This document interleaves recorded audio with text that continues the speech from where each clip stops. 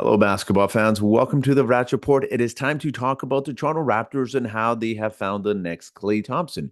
Gradey Dick has had an impressive season to start off the year, and we will be breaking down his numbers and the areas that he has improved in this season. So if you're ready to watch this video, make sure to give it a thumbs up. And if you wish to hit the subscribe button as well, that would be very much appreciated. So with that being said, let's get into today's video. Gradey Dick has had quite the start to his sophomore season. Considering where he started last season, he has really come on and shot the ball well, but it's not only the fact that he is shooting the ball well and scoring, it's the ways he's doing it. So for those who aren't familiar with Gradey Dick, let's take you back to last season and where he really struggled not only to play well, but absolutely failed to score. For someone like Gradey Dick, who was brought into a team that didn't have a lot of three-point shooting, Gradey Dick absolutely stunk up his rookie season. And these are the stats displaying how poorly he played to start his rookie season.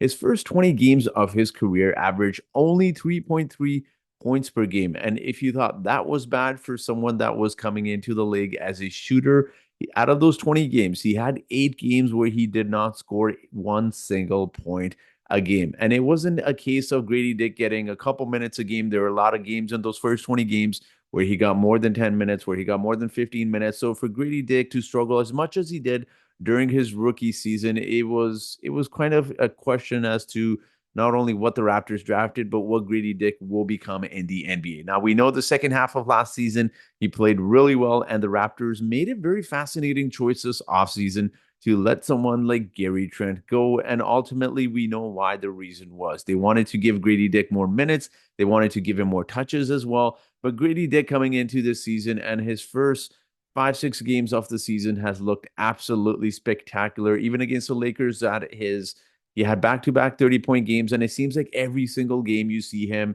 setting new career highs in points per game. So taking a look at Gradey Dick's stats here, and just a heads up, this does not include the Lakers game. So he's actually averaging 20 points per game this season. In his rookie season, he averaged 8.5 points.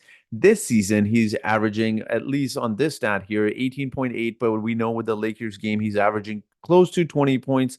And it's just been amazing to see Gradey Dick grow as much as he has. He's doubled his field goal attempts.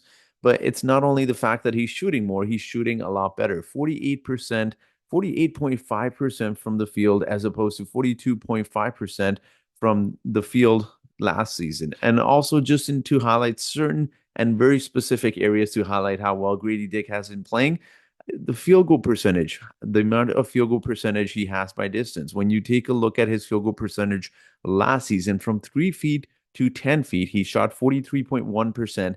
And this season, although limited size, he's shooting 54.5%.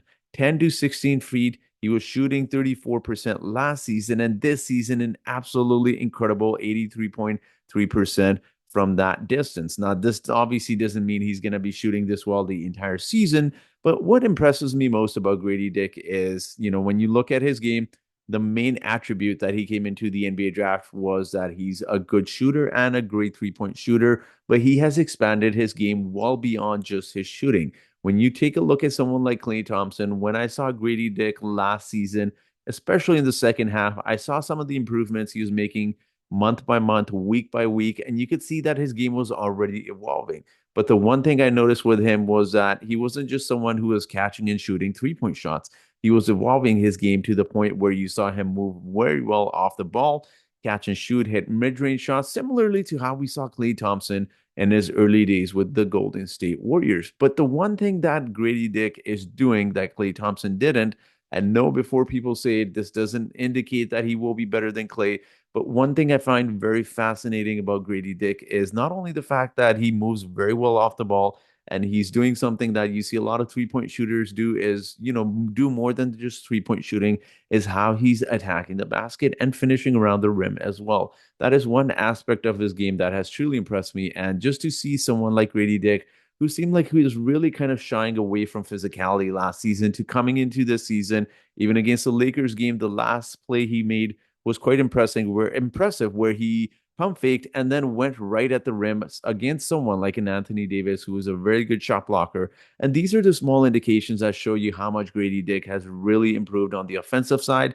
And for a lot of Raptors fans, including myself, the expectations we had with Gradey Dick coming into this season was that he'll be a replacement for Gary Trent Jr. and the fact that he's going to be someone that's going to space the floor for guys like RJ Barrett, for Scotty Barnes. And considering the Raptors don't have a lot of shooting in their starting five, Jakob Poeltl doesn't exactly shoot 3-point shots either. So for Gradey Dick, he is going to be about that third, fourth guy in the starting lineup that's going to be shooting shots when he's open. But he has expanded his game more than most of us have ever thought. He's doing three levels of scoring. He's hitting jump shots, he's hitting 3-point shots, but he's also handling the ball as well. When you watch how he's shooting, it's not as if someone's creating for him and he's just shooting, catching and shooting. He's setting the picks. He's getting those picks from Jakob Poeltl, and he's hitting those jump shots while handling the ball. And anytime you have a player that has the ability to do that, it is an absolute luxury to have. Again, particularly for a team like the Raptors, with a team that doesn't have Scotty Barnes, a team that doesn't have Emmanuel quickly right now. For Gradey Dick to be able to do what he has in his sophomore season is truly impressive. And considering he's only 20 years old, in a couple weeks, he's going to be 21. He is going to be one of the best, one of the better up and coming players we will see in the NBA. No, he's not going to be Luka Doncic, but keep an eye on him, guys. If you do not watch the Raptors, if you do not know who Gradey Dick is, start watching some of his highlights and you'll notice the improvement he's making, but also in the multiple ways that he's scoring is quite impressive in itself.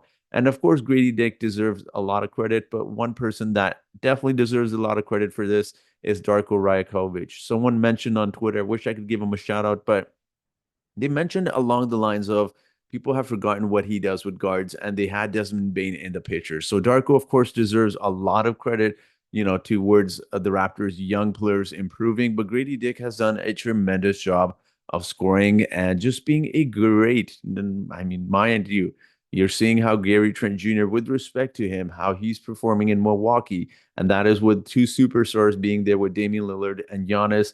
You would think he's performing better, but Gradey Dick is outshining what Gary Trent Jr. did, and that is an absolute amazing move for the Raptors to not only let go of Gary Trent and not spend a bunch of money on him, but to also open up more touches and give more minutes to someone like Gradey Dick, who has looked spectacular to say the least in his first 6 games of this season. So, what are your expectations of Gradey Dick moving forward?